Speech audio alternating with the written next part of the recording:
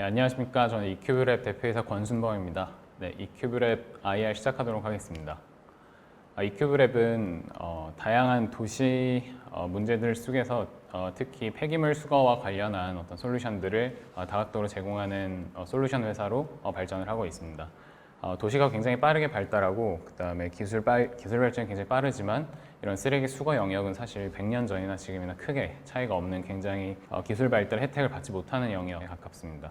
그래서 저희는 좀 더 깨끗하고 그리고 좀 더 경제적으로 그리고 이걸 더 친환경적으로 계속 지속적으로 서비스를 제공할 수 있는 방향이 없을까 해서 다양한 형태로 서비스를 제공하고 있습니다.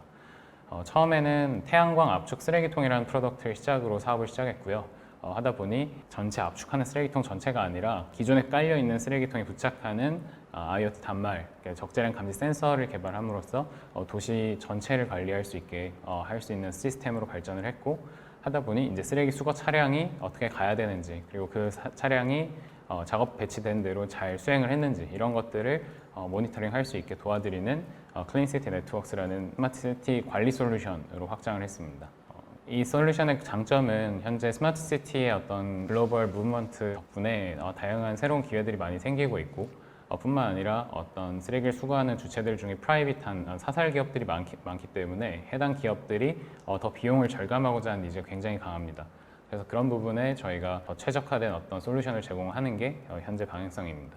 이 하드웨어단부터 소프트웨어까지 이 쓰레기 수거 업체들, 쓰레기 수거 업계에서 하드웨어, 소프트웨어 전체를 다 제공할 수 있는 업체는 사실 많지가 않습니다. 특히 저희가 솔루션을 주로 제공하고 있는 북미나 유럽, 그다음에 중동, 호주 같은 지역은 땅덩어리가 넓고 인건비가 비싼 나라들 기준으로 봤을 때 이런 솔루션을 도입을 해서 얼마나 많은 비용을 절감할 수 있나 이런 것들을 현재 2011년도 창업 이후에 거의 10년에 가까운 시간 동안 저희가 다수의 프로젝트로 증명을 해나가고 있는 그런 상태입니다. 태양광 압축 쓰레기통 프로젝트는 사실 아까 말씀드린 선진국가에서 많이 쓰시는 프로덕트가 맞고, 센서 단말로 발전을 하고 그다음에 쓰레기 수거 차량을 어떻게 효율화할 수 있을까 이런 프로젝트로 발전을 하면서 사실은 꼭 잘 사는 나라뿐만 아니라 어떤 데이터화, 오프라인에서 일어나는 일들이 데이터화가 시작이 되어야 그 다음에 최적화가 시작이 될 수 있기 때문에 오프라인에서 쓰레기 발생이 어떻게 일어나고 있고 어떻게 치워지는지 이런 것들을 다 관리할 수 있는, 그래서 스마트 시티라는 컨셉에서 이런 나라도 이런 시스템을 쓰나 할 정도의 굉장히 다양한 나라들이 프로젝트를 최근에 많이 시작하고 있는 상황입니다. 태양광 압축 쓰레기통이나 단말 센서나 이제 설치가 시작되고 나면은 하드웨어 판매를 이루어지고 수출을 하면은 그때 매출 인식을 한번 하게 되고, 한번 설치가 되고 나면 누적적으로 하드웨어 개수가 계속 설치 대수가 늘어나는데 소프트웨어 비용은 살아있는 회선 하나당 다 솔루션 비용을 한 달에 약 12불에서 15불 정도 책정해서 받고 있습니다. 덕분에 이제 소프트웨어 매출 비중이 하드웨어 매출 비중보다 점점 더 커지고 있는 그런 상황입니다. 저희가 작년에 코로나 타격이 조금 있었지만 사실 그 전부터 오랫동안 시범 사업 진행을 해왔던 프로젝트들이 있어서 볼티모어, 유럽의 아테네, 호주의 아들레이드 이런 큰 도시들의 대규모 프로젝트를 수주하면서 현재 수주자 양이 약 150억 원에서 200억 원 사이로 계약이 되어 있는 상태고요. 2021년 말 혹은 2022년 상반기 혹은 3분기까지 소화될 물량으로 진행이 되고 있습니다.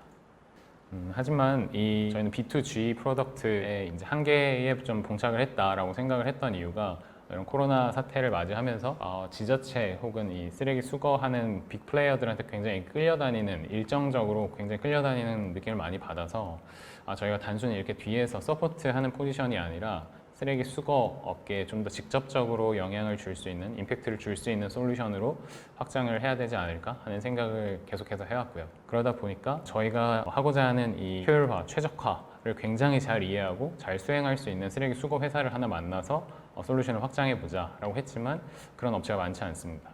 그래서 저희가 선택한 것은, 그렇다면은 저희의 말을 굉장히 잘 이해하고 100% 잘 수행할 수 있는 쓰레기 수거 회사를 하나 만들자, 미국에서 그렇게 진행이 됐고, 저희는 하울라라는 신규 쓰레기 수거 브랜드를 확장을 최근에 하면서 사업을 확대하고자 하고 있습니다. 하울라 서비스에 대해서 조금 설명을 드리겠습니다. 하울라 서비스는 미국의 쓰레기 수거 서비스라고 그냥 쉽게 인식하시면 되는데, 그 백그라운드를 조금 설명드리면, 미국에서는 쓰레기 수거 시장이 크게 레지던셜, 커머셜, 인더스트리얼 세 개로 나뉘어서 산업이 구성되어 있다고 보시면 됩니다. 가장 큰 영역이 사실 커머셜이고요. 저희가 이 커머셜 시장에 새로운 종류의 쓰레기 수거 서비스를 제공하자 해서 시작이 됐고, 커머셜 쓰레기 수거 시장은 좀 독특한 구조를 가지고 있습니다. 화면에서 보시는 것처럼 제가 레스토랑을 한다, 뭐 주유소를 한다 이런 커머셜 이제 뭐 비즈니스 오너들 같은 경우에 쓰레기 수거 서비스를 쓰겠다라고 하면은 그냥 그 지자체에서 제공하는 뭐 쓰레기 봉투를 사용하는 게 아니라 사설 계약을 다 별도로 해야 됩니다. 쉽게 말하면은 쓰레기 수거를 해주는 사설 기업들이 다수가 있고 여러 쓰레기 수거 업체들 중에 어떤 회사를 서비스를 받을지 비즈니스 오너들이 선택하실 수 있는 권한이 있습니다. 그렇게 이제 뭐 WM을 쓰겠다, 뭐 1위 업체를 쓰겠다, 2위 업체를 쓰겠다 선택을 하면은 해당 업체에서 저렇게 큰 쓰레기통을 이제 뒷뜰에 갖다 주고 서비스를 시작하게 되고요. 보통 일주일에 한 번, 뭐 일주일에 두 번 이렇게 계약을 해서 보통 한 달에 한 300불에서 400불 정도 비용을 내고 서비스를 받으십니다. 좀 더 이해가 쉽게 설명드리자면 한국 같은 경우에는 비슷한 산업이 이제 뭐 케이블 TV나 인터넷 시장이랑 비슷하게 생각하시면 됩니다. 쓰레기통을 일종의 셋탑박스라고 생각을 하시면 될 것 같고 그 사업자들이 각자 어떤 회사한테 서비스를 받을지 선택을 하면은 셋탑박스를 설치해 주러 온다라고 생각하시면 좀 이해가 편할 것 같습니다. 이 사설 쓰레기 수거 시장은 사실 굉장히 큽니다. 미국만 놓고 봤을 때 현재 약 1년에 70조에서 80조 정도 시장이 형성돼 있고 그 중에 아까 말씀드린 것처럼 커머셜 시장이 가장 큽니다. 전체 시장이 약 40% 정도인데 그 중에서 아까 사진에서 보였던 것처럼 덤스터라는 큰 쓰레기통을 쓰는 고객들 기준으로 했을 때 전체 시장의 약 3분의 1 정도를 타겟 고객 시장으로 잡고 있습니다. 사실은 커머셜 고객뿐만 아니라 레지덴셜 중에서도 뭐 아파트먼트나 빌라 같은 이렇게 집단으로 사는 주택들 같은 경우에는 이런 사설 계약을 별도로 하셔야 되고 그다음에 인더스트리얼, 공장이나 어떤 병원 이런 폐기물들 같은 경우도 이런 덤스터를 사용하는 고객들 분이 있습니다. 그래서 사실 사설 시장 전체 중에 약 절반 정도를 타겟 고객으로 결과적으로는 잡아야 되지만 현재 저희가 사업을 시작하는 단계에서는 전체 3분의 1 정도 명확하게 덤스터를 사용하는 커머셜 고객을 첫 번째 타겟으로 한다. 라고 진행을 하고 있고 미국 전체를 타겟할 수 있냐 사실 그렇진 않습니다. 그 LA나 뉴욕 같은 경우에 아주 그 도심 중앙부 같은 경우는 트래픽 이슈가 많아서 지자체가 선정한 몇 개 업체만 거기 지역을 치울 수 있다 이렇게 자율 경쟁 시장 체제가 아닙니다. 이제 보통 1년에 한 번, 뭐 5년에 한 번 이렇게 입찰을 해가지고 일종의 독점권을 이제 부여하게 되는데 그런 대규모 도시의 도심부를 제외한 나머지 지역들은 다 오픈 컴피티션, 그러니까 자율 경쟁 체제입니다. 쉽게 말하면 어떤 쓰레기 수거 업체든지 자유롭게 이제 소비자들의 선택을 받아서 사설 계약을 통해서 비즈니스를 하게 되는 형태이기 때문에 인구 기준으로 보면 사실 한 20%에서 25% 정도 사이가 이제 LA나 뉴욕 같은 큰 도심에 배정돼 있기 때문에 해당 지역을 제외하고는 저희가 들어갈 수 있는 시장이다라고 판단을 하고 있고 인구가 아닌 도시의 개수 기준으로는 95% 이상의 타겟 고객 시장으로 볼 수 있습니다. 결과적으로는 이런 필터, 저런 필터를 다 해서 저희가 첫 번째로 타겟하고 있는 시장의 규모는 미국 내에서 약 18조 원 정도 되는 시장으로 보시면 될 것 같습니다. 이런 사설 시장, 저희가 그래서 미국이 사설 시장에서 무슨 서비스를 어떻게 할 것인지 그리고 고객군을 어떻게 설정할 것인지 조금 설명드리면 명확하게는 쓰레기 배출자들이 이제 문제를 많이 느끼시는데 굉장히 비싸다고 느끼시고 혹은 아깝다고 느끼시는 게 큰 문제입니다. 예를 들면 큰 쓰레기통을 받아서 서비스를 시작하는데 일주일에 한 번 무조건 월요일 아침에 온다, 금요일 아침에 온다 라고 해놓고 서비스를 받게 되면 어떤 때는 반도 안 찼을 때도 사실 치우러 오면은 사실 고객들이 굉장히 아깝다고 생각하십니다. 한 번 오면 빌링이 되기 때문에 특히 요새 코로나 시국에 이 손님들이 많이 줄어서 쓰레기 발생량이 많이 줄었지만 그거에 맞춰서 이렇게 치워주는 비용이 줄어드는 게 아니라 일종의 월세처럼 똑같이 나가기 때문에 굉장히 아깝다라고 생각하는 배출자들이 많은 그런 사업자들이 많은 상태이고요. 그럼 쓰레기 수거자들은 이걸 굉장히 좋게 생각하느냐? 사실 이익을 많이 먹는 빅3 업체들도 있습니다. 빅3 업체 뒤에 설명드리겠지만 이익률이 굉장히 좋지만 그 지역을 담당하는 중소 쓰레기 수거 업체들도 다수 있습니다.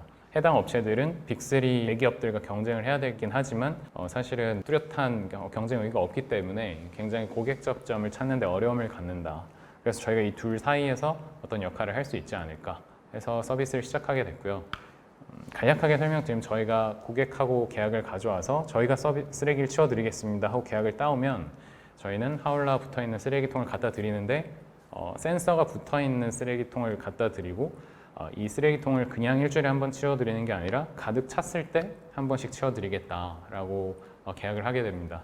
그러면은 이제 고객 같은 경우에는 보통은 한 달에 4번에서 5번 이제 일주일에 한 번 치우던 거를 저희 지금 기존 고객들 보면은 엄청 드라마틱하게 늘어나는 게 아니라 보통 한 9일에서 10일 쉽게 말하면 한 달 기준으로 보면 한 달에 한 3번 정도 치우게 줄어들게 되고, 그러다 보니까 아무래도 저비용으로 서비스를 받게 됩니다. 그리고 해당 시장이 꽉 찼을 때 그럼 저희가 치우느냐, 사실 저희가 미국 전역에 다 서비스 서플라이 체인을 가질 수가 없어서 해당 지역에서 이미 서비스를 많이 하고 있던 중소 쓰레기 수거 업체들과의 어떤 파트너십을 통해서 꽉 찼던 시점에 이걸 누가 치울래? 라고 저희가 견적을 물어보면은 가장 싸게 부르는 업체가 저희가 매칭을 해드립니다. 그래서 서비스를 받는 이제 쓰레기 배출자 입장에서는 쓰레기통을 꽉꽉 채워서 버리게 되고, 그리고 해당 시점에 그 로컬 파트너들, 로컬 쓰레기 수거 업체들 중에 가장 싸게 부르는 업체를 매칭해주기 때문에 무조건 저렴하게 서비스를 받으실 수 있습니다. 일종의 이삿짐 견적 서비스랑 비슷하다고 생각하시면 되고요. 대신 저희가 이 서비스 형태로 보면 일종의 작은 쓰레기 수거 업체들의 연합 브랜드라고 생각을 하시면 좀 이해가 빠를 것 같습니다. 미국에 이런 쓰레기 수거 업체들이 워낙 많다 보니까 일종의 중간 에이전시나 브로커 업체들이 다수 있고요. 저희가 하는 역할이 딱 브로커는 아니지만 이런 연결해주는 고객과 이런 공급자들을 연결해주는 그런 플랫폼 혹은 브로커리지 산업이 사실 전통적으로도 이미 과거부터 오랫동안 존재를 해왔다. 규모가 절대 작지 않고 가장 큰 업체 같은 경우에는 사실 1등 쓰레기 수거 업체한테 약 5천억 원에 매각이 된 케이스가 있습니다. 그래서 저희 서비스의 강점은 말씀드린 것처럼 센서를 아주 대단한 하이테크는 아니지만 사실 센서를 통해서 쓰레기통에 고객의 어떤 추가적인 행동이 들어가지 않고 센서가 알아서 언제 꽉 찰지를 디텍팅을 해서 고객 같은 경우에는 그냥 꽉꽉 채워서 종량제 봉투를 평소에는 한 70%, 50% 이렇게 채워서 버리는 그런 아까움을 느끼던 고객들한테 100% 꽉꽉 채운 쓰레기 봉지를 내놓는, 쓰레기통을 꽉 채워서 버리는 그런 만족감을 제공하면서 이제 당연히 저비용, 쓰레기를 4번 치우다가 3번만 치우게 되면 거기에 종속된 비용이 같이 떨어집니다. 그래서 저희는 이제 더 저렴한 비용에 서비스를 제공할 수가 있게 되고, 그리고 그 지역에서 서비스를 하는 여러 업체들한테 견적을 받아서 가장 싸게 매칭을 해드리기 때문에 여기서 아껴지는 부분을 고객한테도 전달을 해드리고 저희도 가져오게 되는, 그래서 그 사이에 룸이 굉장히 크다라고 생각을 해서 진행이 됐고, 저희가 이걸 컨셉으로만 한 건 아니고요. 지금 약 1년 정도 운영을 해가지고 해본 결과 수거 주기의 최적화와 어떤 그 비딩 디스카운트 2개뿐만 아니라 사실 시장에 그 정보 비대칭이 굉장히 심합니다. 쉽게 말하면 똑같은 종류의, 똑같은 회사한테 똑같은 종류의 서비스를 받더라도 각 고객마다 서로 다른 비용을 지불하고 있는 거죠. 이게 딱 시장가라는 게 프라이스 테이블에 있는 게 아니라 굉장히 다양한, 쉽게 말하면 아주 고비용을 내고 쓰는 고객들도 많이 있어서 이게 공개된 정보들이 아닙니다. 그러다 보니까 저희가 생각보다 줄여줄 수 있는 부분이 많은, 반대로 얘기하면 고객한테 일부 줄여드리고 저희가 그 사이에서 취할 수 있는 이득이 굉장히 많은 시장임을 알게 돼서 놀라고 있는 상태입니다. 뒤에 좀 더 숫자 기준으로 말씀을 뒤에 가서 드리겠습니다. 시장은 미국 시장은 아까 1년에 약 70조에서 80조 정도 되는 사설 시장 중에서 빅3 플레이어가 전체 시장 마켓쉐어의 한 50% 정도를 차지하고 있습니다. 셋 다 상장사고 셋 다 매출 10조 이상 하는 대기업들입니다. 근데 빅3 이외에도 매출 1,000억대 이상 하는 그 지역에서 꽤 수십 년 동안 서비스를 하는 중견 기업들도 약 25개에서 30개 정도 있다고 보시면 되고, 뿐만 아니라 이제 매출 수백억대에서 수십억대 하는 영세 업체들 같은 경우에 다 합치면 전체 한 10,000개 정도 미국 시장에 있는 상태입니다. 시간이 오래 걸릴 수도 있겠지만 저희가 이제 빅3 업체들의 마켓쉐어를 뺏어서 스몰 플레이어들한테 이제 뿌리겠다 하는 것이 전체 경쟁 구도 재편의 방향성이고요. 현재는 저희가 텍사스에 있는 메인 도시 5개, 그다음에 메릴랜드의 볼티모어 도시를 확장해서 진행을 하고 있습니다. 데일리로 계속 고객이 늘어나고 있는 상태라서 가장 최근 데이터 기준으로 말씀을 드리면 약 640개 정도의 사업장 고객을 서비스를 하고 있는 상태이고요. 상당히 빠르게 고객들의 반응이 오고 있는 상태입니다. 저희가 결과적으로 알게 된 사실들을 몇 가지 실제 데이터를 바탕으로 말씀드리면 고객들은 쓰레기 수거 서비스라는 거에 대해서 로열티가 없습니다. 쉽게 말하면 그 빅3고 뭐 중견기업이고 이런 거 잘 모르시고 그냥 문제없이 치워주는데 쌌으면 좋겠다. 그러니까 쓰레기 수거 서비스에 기대하는 가치입니다. 그래서 저희가 고객들 실제로 이제 대략 600 몇십 개 고객 데이터를 분석을 해보면 기존에 평균적으로 한 달에 내던 비용이 약 300불 정도이고요. 현재 저희가 고객들한테 서비스를 해주는 평균 비용은 약 250불 정도 됩니다. 그래서 평균 약 15%에서 20% 사이 저렴한 서비스로 저희가 제공을 하고 있고, 그리고 저희가 250불을 고객한테 받아오면 얼마를 정산해 주느냐, 사실 이게 굉장히 큰 부분인데 있는 대로 말씀드리면 약 130불에서 140불 정도를 현재 정산하고 있는 상태입니다. 이익률 기준으로는 약 40% 정도의 이익률을 보이고 있고, 저희가 이렇게까지 많은 이익률을 붙이는 플랫폼으로 생각하진 않았지만 아까 말씀드린 것처럼 시장에 시장가라는 게 굉장히 높게 형성이 되어 있는 경우들이 많고 불투명하게, 그래서 딱 시장가가 명확하지 않은 시장이라서 생각보다 더 많은 이익률을 남기고 있는 그런 상황입니다. 굉장히 좋은 시장이다라고 생각하실 수 있지만 일단 저희가 어려움을 겪고 있는 부분은 하나의 고객을 데려왔을 때 꽤 높은 인풋 코스트가 발생합니다. 처음 고객을 확보해서 서비스를 시작하려고 하면 상식적으로 쓰레기통을 갖다 드려야 되는데 그 쓰레기통이 굉장히 사이즈가 크다 보니까 보통 한 100만 원 정도 책정을 해서 사서 갖다 넣어야 되는 상황이고요, 비용적으로. 물론 이게 저희 자산 계정이기 때문에 이게 비용으로 잡지 않고 캐시에서 쓰레기통 자산 계정으로 처리를 할 수는 있지만 캐시플로우 관점에서 아무튼 돈이 필요합니다. 그리고 대충 10년 정도 감가상각을 하는 자산이라고 생각하시면 되고요. 그리고 또 하나 중요한 캐시플로우 관점에서 아웃이 있는데 뭐냐면 위약금이 있습니다. 고객 같은 경우에 예를 들어 LG U+ 쓰다가 SKT로 저희가 데려오려고 한다. 그러면은 그 중간에 3년 약정, 5년 약정 이렇게 걸려 있으면 위약금을 대신 지원을 해주거나 대납을 해주거나 하게 되면서 데려오게 될 텐데 이 시장도 완전히 동일하고요. 물론 저희가 내야 되는 건 아니기 때문에 일종의 무이자 대출처럼 고객의 밸런스에 쌓아놓고 고객이 나중에 이탈하시면 저희가 그걸 받게 되는데 그 부분이 약 평균적으로 현재 약 1,000불 정도. 그래서 이것도 마찬가지로 익스펜스가 아니고 디파짓 계정으로 넣어놓게 됩니다. 휘발되는 비용은 아닙니다. 그래서 쓰레기통이나 위약금이나 약 합치면 2,000불 정도의 캐시플로우 상에서는 아웃이 발생하지만 자산 계정으로 변동이 필요하고요. 그 다음에 고객을 확보해오는 과정에서 세일즈 코스트가 있기 때문에 하나의 고객을 데려오는데 약 2,500불이 발생한다라고 생각하시면 되지만 하나의 고객이 객단가가 1년에 평균적으로 아까 한 250불에서 300불 정도 내시기 때문에 1년에 약 3,000불에서 4,000불 사이에 매출이 발생하는 고객들입니다. 그래서 쓰레기통이건 위약금이건 그걸 다 비용으로 인식을 하더라도 2.2년이면은 페이백이 나오는 구조이고요. 만약에 그 큰 두 개 쓰레기통이나 위약금을 자산 계정으로 보고 비용으로 인식을 안 하면 사실은 첫 해부터 BEP가 나오는 모델입니다. 그래서 LTV를 계산을 해보면 한 달에 약 300불 정도 내는 고객, 250에서 300불 정도 내는 고객을 라이프타임의 가치로 쭉 땡겨보면은 약 한 1,500불 정도가 나오게 되고요. 저 처음에 발생하는 비용을 다 비용으로 잡고 2,500불을 빼더라도 플러스 8,000불 정도의 이익이 가능한 고객으로 확인할 수가 있는데 너무 과도한 거 아니냐 생각할 수 있지만 시장에서 다른 레퍼런스를 좀 보면 중소업체들 간의 M&A가 굉장히 많고 상장사들의 시가총액 이런 걸 비교를 해봤을 때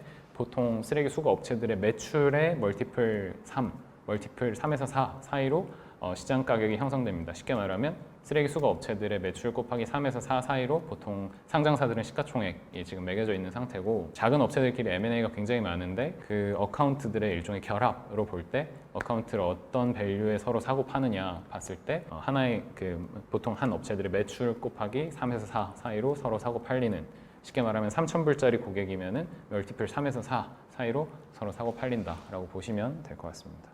그래서 LTV로 계산하면 3,000불 정도 고객이면은 LTV뿐만 아니라 이런 시장가로 봤을 때도 대충 한 10,000불 내외의 가치로 사고 팔리기 때문에 실제로 LTV가 허황된 숫자는 아니다라는 걸 알 수 있습니다. 저희가 영업을 현재 어떻게 하고 있었냐면 굉장히 효율이 안 좋지만 그리고 코로나 때문에 저희가 방문 영업이 불가능해서 전화 영업을 진행을 했었고요. 쉽게 말하면 스팸 전화를 그냥 계속 돌리는 형태입니다. 아웃바운드 콜드콜 세일즈고 효율이 아주 안 좋지만 한 사람이 한 달 내내 전화를 하면 한 8개에서 10개 정도 고객을 가져올 수 있는 형태이고, 반대로 얘기하면 이틀 정도 내내 전화를 하면 하나 정도 고객을 데려오기 때문에 효율이 안 좋은 건 맞습니다. 그렇지만 한 명의 인건비를 3,000불 정도로 책정을 하고 10개를 가져온다라고 하면은 하나를 가져오는데 대충 300불이 들어가는 건데 한 객단가가 한 달에 300불씩 내는 고객, 1년으로 치면 대충 3,000불에서 4,000불 사이를 내는 고객이다 보니까 세일즈 코스트가 300불인 것은 사실 크게 문제가 아닌 페이백 기준으로 한두 달밖에 차이가 안 납니다. 그래서 꽤 괜찮다라고 생각을 해서 처음에는 한 명이서 전화하고 두 명이서 전화하다가 최근에는 이제 5명, 10명으로 전하는 조직을 키우면서 현재 가장 베이스 성장 전략으로 콜드콜 세일즈 팀을 늘린다 하는 방향이고, 현재는 이제 꼭 미국으로 전화를 할 필요는 없으니까 멕시코에서 전화를 하는 인원을 5명 뽑아서 테스트를 해보고 있고요. 인건비가 절반 수준이기 때문에, 그리고 더 괜찮다, 이것도 워킹한다 라고 해서 현재 필리핀에서 전화만 하는 인원들을 약 20명 정도 뽑아서 테스트를 하고 있습니다. 물론 효율이 조금 떨어질 수 있는데 인건비 차이가 워낙 많이 나서 6배, 7배 차이가 나서 영업 조직을 어디에서 어떻게 키워나가느냐 하는 것이 현재 방향성이고, 한 사람이 10개가 아니라 5개를 해온다 하더라도 필리핀에서 인건비가 미국의 6분의 1 수준이기 때문에 10명 뽑을 거를 100명 뽑아서 관리만 된다면 훨씬 더 빠르게 성장할 수 있는 방법이라 생각하고 있습니다. 사실 이건 가장 베이스 전략이고, 저희가 지금 마케팅으로 막 휘발되는 어떤 마케팅 비용 전혀 사용하고 있지 않아서 구글 애드워즈나 뭐 다양한 어떤 좀 타겟 마케팅, 그 지역의 타겟 마케팅 할 수 있는 방법은 고민을 해서 진행을 할 생각입니다. 현재 저희 목표는 약 3,000개에서 5,000개 사이에 좀 데이터로서 이 비즈니스 모델이 완전히 증명이 됐다, 데이터로서 완전히 의미를 가졌다 할 만큼의 오퍼레이션을 해보는 단계까지 성장하는 것을 목표로 하고 있습니다. 지금 현재도 뭐 작년 이때와 올해 지금 이때를 비교를 해봤을 때 작년에는 고객이 뭐 사실 20-30개도 없는 상태였고 현재 약 650개 정도 되다 보니까 그 사이에도 많은 가설들이 증명이 됐고 혹은 뭐 새로운 리스크도 발생을 했지만 굉장히 1년 사이에 큰 차이가 있다, 이 비즈니스 모델 관점에서. 그리고 또 한 1년 정도, 1년에서 1년 반 정도 지나면서 고객 숫자도 굉장히 많이 늘어나고 뿐만 아니라 해당 과정에서 이 고객들의 하나의 객단가, 그 다음에 뭐 리스크, 그 다음에 뭐 이익률 이런 것들을 데이터로서 완전히 의미 있게 한 3,000개, 5,000개 이상 되면은 그리고 오퍼레이션 기간이 1, 2년 이상 지났을 때는 완전히 여러 가지 변수들을 다 의미 있게 저희가 캐치할 수 있다라고 생각을 해서 해당 지점까지 목표를 찍고 성장을 한 걸 지금 방향성을 잡고 가고 있고, 문제는 하나의 고객을 액티베이트 시키는데 2-3천 불 이상씩 들어가기 때문에 산술적으로는 1,000개의 고객을 갖고 오는 이제 액티베이트 시키게 되면 약 2-30억, 뭐 5,000개를 액티베이트 시키는 데는 대략 한 뭐 120억 이렇게 들어가는 상태입니다. 그래서 현재 펀딩을 같이 진행을 하고 있고 1년 동안 저희가 한 뭐 150억 정도 쓰겠다 하는 계획을 가지고 펀딩을 진행하고 있는 상황입니다. 네, 이건 올해 사업 비용 항목이고요. 내년까지 합치면 150억 이상 쓰겠다인데, 비용을 쓰겠다는 게 아니라 사실은 아까 말씀드린 것처럼 돈은 사용하겠지만 뭐 자산 계정으로 다 처리가 되기 때문에 큰 문제가 없어 보일 수도 있습니다, P&L 기준으로. 하지만 당연히 사업을 하는 관점에서 캐시플로우 이슈가 제일 중요하기 때문에 캐시플로우 관점에서는 저희는 150억 다 쓴다인 거고, 다 쓴다는 의미는 사실은 4,000개, 5,000개까지 성장을 제 시간에 했다는 소리이기 때문에 굉장히 긍정적인 시그널로 받아들여야 된다 하는 게 내부적인 컨센서스입니다. 현재 그래서 약 100억에서 150억 사이로 펀딩을 해서 요 다음 이게 완전히 비즈니스 모델을 증명하는 것까지를 일단 1차 목표로 하고요.